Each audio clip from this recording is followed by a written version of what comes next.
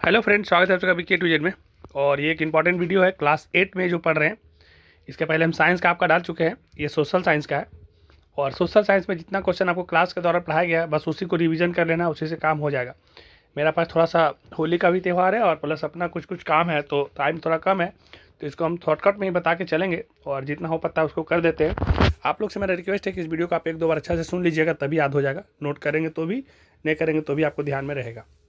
हम आपको पढ़ा चुके थे सबसे पहले कि कांग्रेस की स्थापना कब हुई है। तो कांग्रेस का स्थापना जो हुआ 28 दिसंबर 1885 को हुआ है। और इनका स्थापना जो हुआ था एक अंग्रेज अधिकारी यो ह्यूम के द्वारा हुआ था मुंबई में। और पहला जो अध्यक्ष बनाए गए थे वो रमेश चंद्र बनर्जी WC बनर्जी को। तो आपसे डेट पूछा जाएगा कि कांग्रेस का स्थापना कब हुई, तो 28 दिसंबर 1885 याद रखिएगा। शिक्षा का अधिकार अधिनियम कब आया, क्लास के दौरान चर्चा किए थे कि शिक्षा का अधिकार अधिनियम 2009 में आया है, लेकिन ये पारित 2010 में हुआ। तो अधिनियम कब बना, तो अधिनियम आया था 2009 में।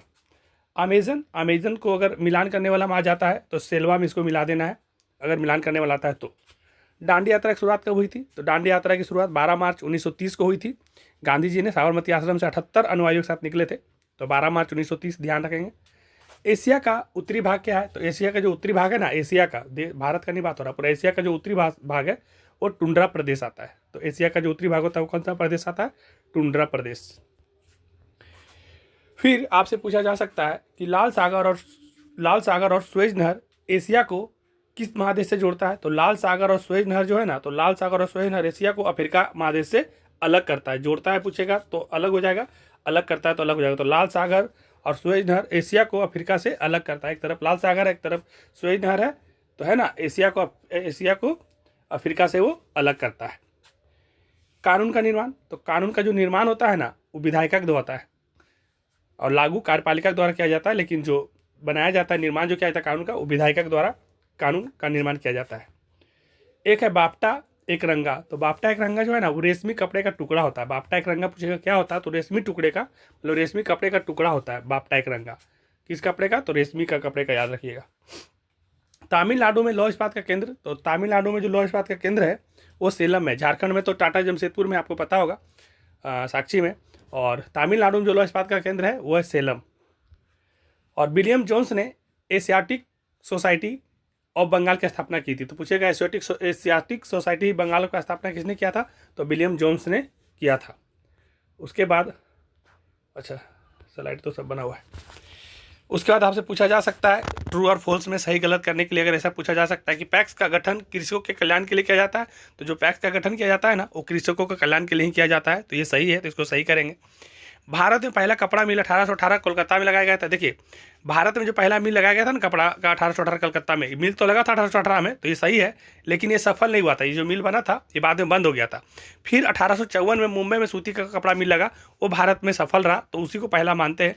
लेकिन 1818 में भी कलकत्ता में मिल लगाया गया था, तो इसको भी सही करेंगे, लेकिन ये सफल नहीं हुआ था।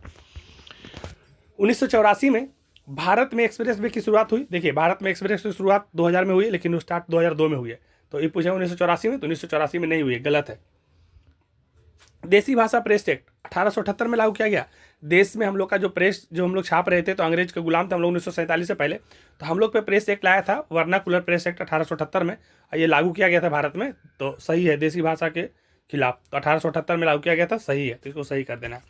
प्लासी की लड़ाई में नवाब की सेना जीती थी, नहीं, नवाब सिराजुद्दौला हार गया था उसका पूरा सेना, ये गलत है, ब्रिटिश वाले लोग जीत गए थे।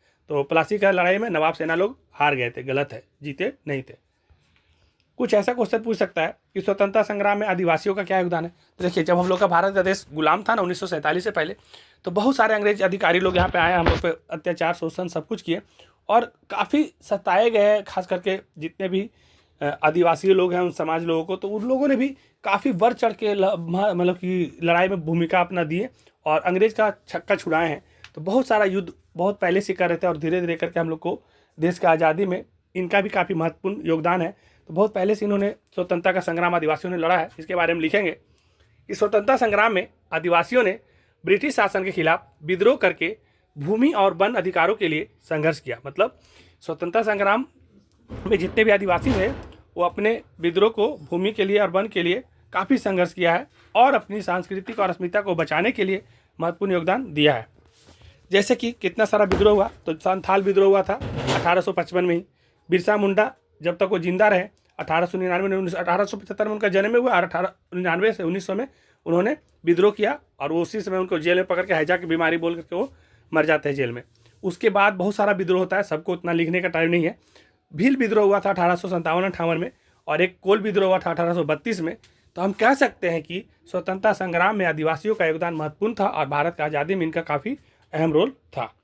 इसके बाद आपसे ऐसा क्वेश्चन पूछा जा सकता है कि कुपोषित होने का पहचान किस प्रकार करते हैं। कुपोषित मतलब पहले समझिए, आप लोग ऐसे बहुत सारे बच्चे को देखते होंगे जो गरीब परिवेश में रहते होंगे, उनको ठीक से खाना वाना नहीं मिलता होगा, एकदम हड्डी निकल जाता होगा, सूख जाता होगा, पेट का साइज थोड़ा बड़ा हो जाता है और मांस शरीर में रहता नहीं, उस सबको कुपोषित बच्चे कहते हैं। तो कुपोषित का जब कोई पहचान कैसे करेंगे तो सबसे पहले ये लिखना होगा कि जो शरीर को जरूरी पोषक तत्वों की कमी को कुपोषण कहते हैं। और उसका कारण क्या होता है कि पर्याप्त मात्रा में भोजन ना लेना, सही भोजन ना करना, ज़्यादा मीठा और ज़्यादा तेल भुंजा का सेवन करना। आप लोग भी चाउमीन पास्ता ये सब जितना भी खाते हैं तेल मसाला, ये सब भी अच्छा खाना नहीं है। इसको कभी कभार आप टेस्ट के लिए खाइए, ज़्यादा खाने से आपको दिक्कत होगा सेहत के लिए। कुपोषित का पहचान हम लोग कैसे करेंगे, तो जो भी बच्चा कुपोषित होगा ना उसको देखेगा उम्र के हिसाब से उसका वजन बड़ा कम रहेगा।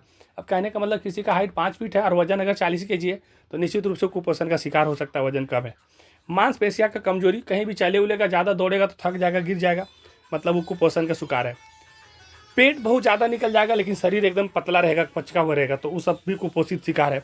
भूख उन लोग को भी बहुत कम लगेगा, ये सब भी देखना। और आप सभी लोग को भी अपना इसको पढ़ करके ध्यान रखना कि कहाँ कहाँ पे दिक्कत होता है, वो सबको अपने को सीखना है।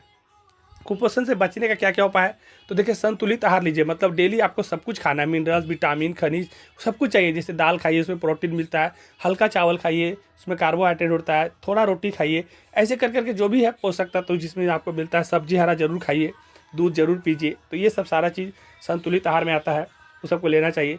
पानी भरपूर पीजिए। आप लोग क्या होता है खाना खाते पानी नहीं पीते, तो खाना खाने के 40-45 मिनट के बाद पानी 1 लीटर करके पीजिए और 2-3 बार पानी पीजिए।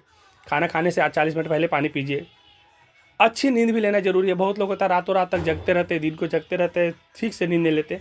आपको हर दिन 7 से 8 घंटे का नींद जरूर लेना है। हम हमेशा सभी स्टूडेंट को सिखाते हैं, चाहे आप क्लास 3 में, चाहे क्लास 12 में, चाहे आप कोई भी इंजीनियरिंग या किसी भी बैकग्राउंड का पढ़ाई करते हैं, तो ज़िंदगी में 3 चीज़ हमेशा याद रखिए कि भगवान ने 24 घंटा बनाया है तो सोच समझ के ही बनाया गया है, जो भी है सभी के लिए। इसमें आपको 8 घंटा सोना चाहिए, 8 घंटा आपका जो जरूरी काम है उसको करना चाहिए, और 8 घंटा आप अपने जीवन के लिए जो आप करना चाहते हैं, इधर उधर खेल कूद सारा कुछ आप कर सकते हैं। तो 8-8-8 3 पार्ट में बांटिए। 8 में सोना, 8 में पढ़ाई वढ़ाई करना जिसका जो ड्यूटी है वो करना, और 8 घंटा आप अपने लाइफ स्टाइल के लिए।